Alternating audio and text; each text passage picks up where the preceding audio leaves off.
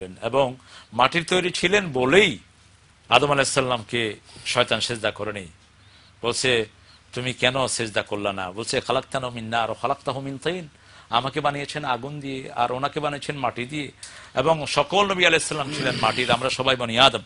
এবং বিশ্বনবী সাল্লাল্লাহু আলাইহি ওয়াসাল্লামকে আল্লাহ রাব্বুল আলামিন বলেছেন, আপনি স্পেশালি বলেন কুল ইন্নামা আনা বাশারুম মিসলুকুম, ও লোকেরা শুনো, নিশ্চয়ই আমি তোমাদের মতো মানুষ। ইউহা ইলাইয়া আন্নামা ইলাহুকুম ইলাহু ওয়াহিদ, পার্থক্য হলো আল্লাহ আমার কাছে ওহী পাঠান। তবে রাসূলুল্লাহ সাল্লাল্লাহু আলাইহি ওয়াসাল্লামের উপমা তিনি নিজেই।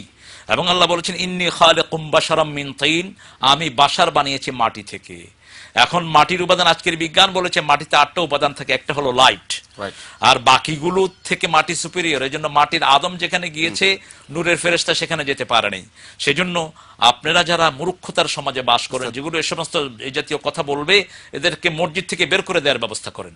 এগুলো মুশরিক, এই মুশরিকের পিছনে নামাজ পড়া হবে না।